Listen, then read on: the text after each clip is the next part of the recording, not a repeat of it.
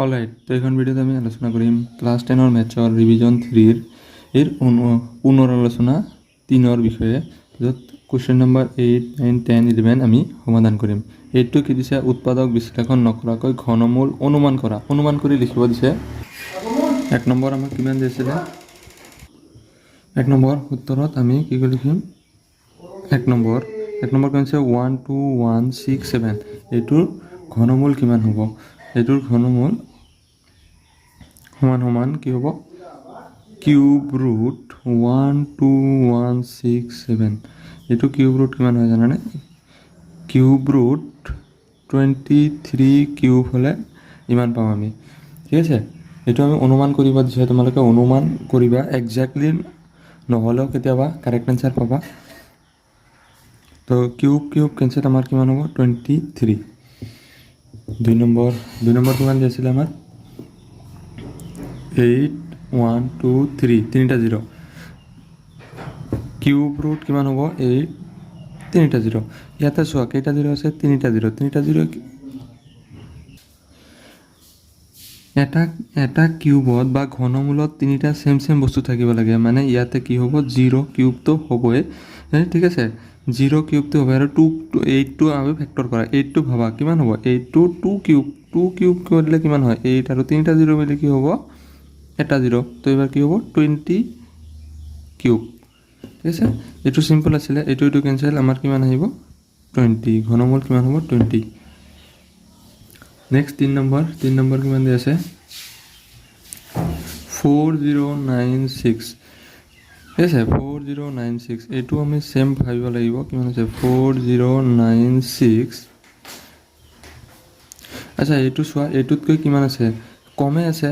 এইটোতকৈ কমে আছে, তাৰ কাৰণে ইমান নাভাবিম। 4096 আৰু যদি 8000, ইয়াতে যদি 20 হয়, 4096ৰ ওচৰে পাছৰে কিমান হ'ব? 10 বা 11 এনেকুৱা চামথিং কিবা হ'ব। ঠিক আছে, 4000 আছে, ইয়াৰ 3 গুণ কিমান হ'ব? 3 গুণ কৰিলে কিমান হয়? 16ৰ ওচৰে পাছৰে চামথিং কিবা এটা হ'ব। তোমালোকে 16 কিউব দিব পাৰা। কিউব ৰুট কিউব কেঞ্চেল, কিমান হ'ব ইয়াতে? 16। নেক্সট আৰু এটা আছে 4 নম্বৰ। 4 নম্বৰটো চাওঁ। 4 নম্বৰ কিমান আছে? 5832। এইটো আছিলে 5832। এইটো যদি আমি কৰোঁ কিমান হ'ব? Cube root 5832। আচ্ছা, ইয়াতকৈ অলপ বেছি, তাৰ কাৰণে তোমালোকে কিমান বেছি আছে? 5000 বেছি হ'লে ইয়াতকৈ 5ৰ 3 গুণ কৰা, 15ৰ ওচৰে। ঠিক আছে, 4000তকৈ অলপ বেছি, তোমালোকে অলপ 16তকৈ অলপ বঢ়াই দি পেলাই আমি কিমান দিব পাৰোঁ? ধৰি লওক 18 কিউব। ঠিক আছে, কিউব কেঞ্চেল, কিমান আহিব আমাৰ? 18। এতিয়া তোমালোকে ভাবিছা ফাৰ্ষ্টৰ বৰ্গমূল কিমান পালোঁ? 23, ছেকেণ্ডৰ বৰ্গমূল 20 আৰু 3 নম্বৰৰ 16 আৰু 4 নম্বৰৰ 18।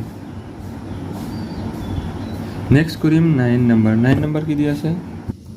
9 নম্বৰ কুৱেশ্যনত কি দিছিলে? এটা ঘনকৰ দিক কিমান দিছে? 1.1 সেন্টিমিটাৰ আৰু ঘনকৰ আয়তন উলিয়াব দিছে। ঠিক আছে, উত্তৰ আমি লিখিম। আচ্ছা, এটা ঘনকৰ কি হয়? আয়তন হয়। ঘনকৰ আয়তন যদি কওঁ, আয়তন হ'ব কিমান হ'ব?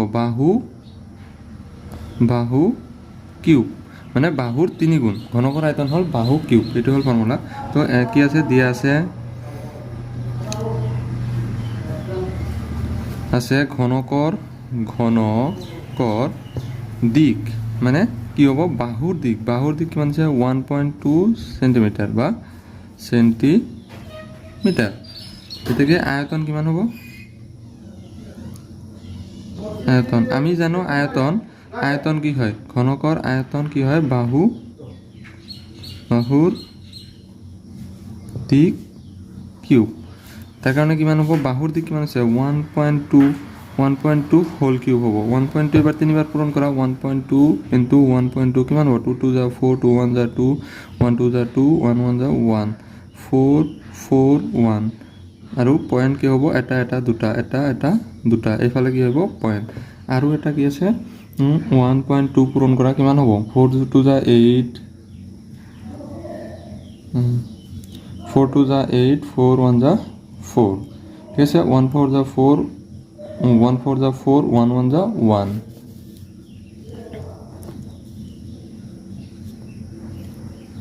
1 নেক্সট কিমান হ'ব 8 12 2 বাকি 1 4 4 8 আৰু 9 আৰু 1 1 ঠিক আছে এবাৰ কি হ'ব এটা দুটা তিনিটা 1 পইণ্ট কিমান হ'ব আমাৰ 1.7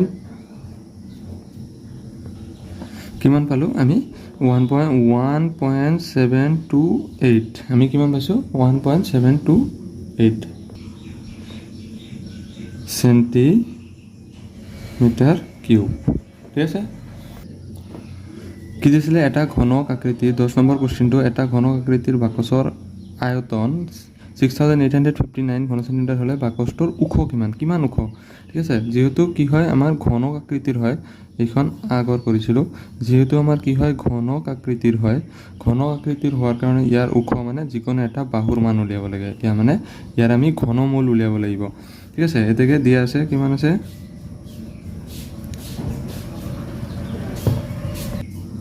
দিয়া আছে ঘনক আকৃতিৰ বাকচৰ আয়তন 6859 ঘন সেন্টিমিটাৰ এতেকে বাকচটোৰ ওখ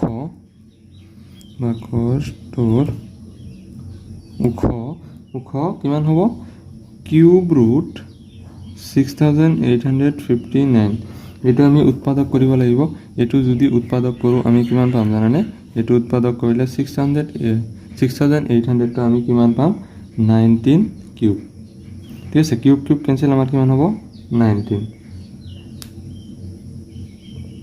সেন্টিমিটাৰ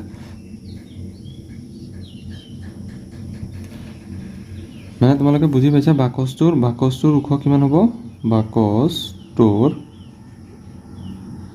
ওখ ইকুৱেল টু 19 সেন্টিমিটাৰ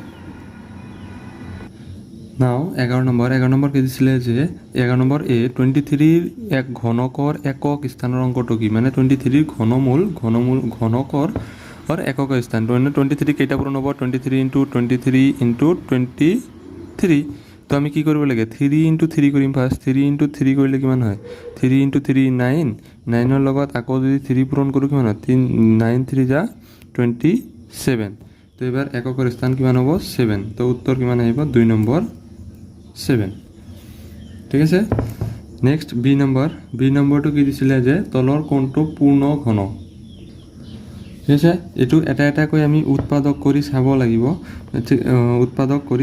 মই উত্তৰটো কৰি দিছো ইয়াৰ ভিতৰত এইটো হ'ব আমাৰ পূৰ্ণ ঘন কিয় হ'ব এইটো পূৰ্ণ ঘন কিয় হয় এইটো ইয়াতে কৰি চাও কিমান আছে 3 4 3 টো হ'ব পূৰ্ণ ঘন কাৰণ 3 4 3 যদি আমি ভাগ কৰোঁ 3 ৰে ভাগ কৰিলে সৰি এটা 3 নহয় 7 এৰ যদি আমি হৰণ কৰো 734 এৰ মাজত কেইবাৰ যায় 734 এর মাজত যাব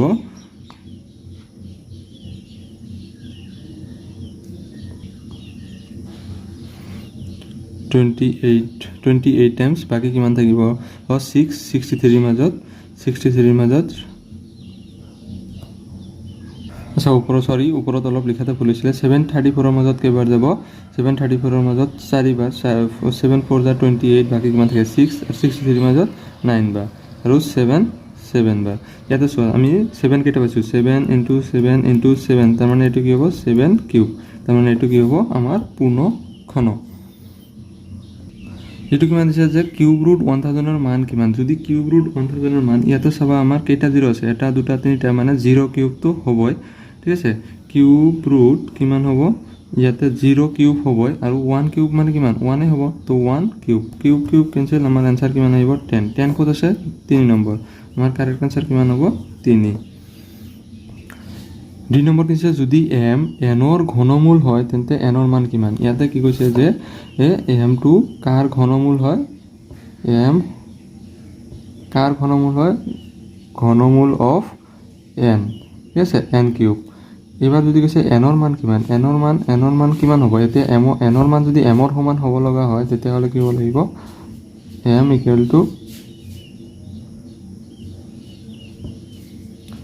m কিউব ঠিক আছে m ৰ 3 গুণ কি হ'ব আমাৰ কোৱেশ্চনটো বুজি পাইছা না যদি n সমান ঘনমূল অফ m কিউব হয় এম কিউব হয় তাৰ মানে কিমান হ'ব এনৰ মান কিমান হ'ব এন সমান কিমান হ'ব এম কিউব এমৰ 3 গুণ ঠিক আছে এতেকে এনসাৰ আমাৰ কিমান আহিব এম কিউব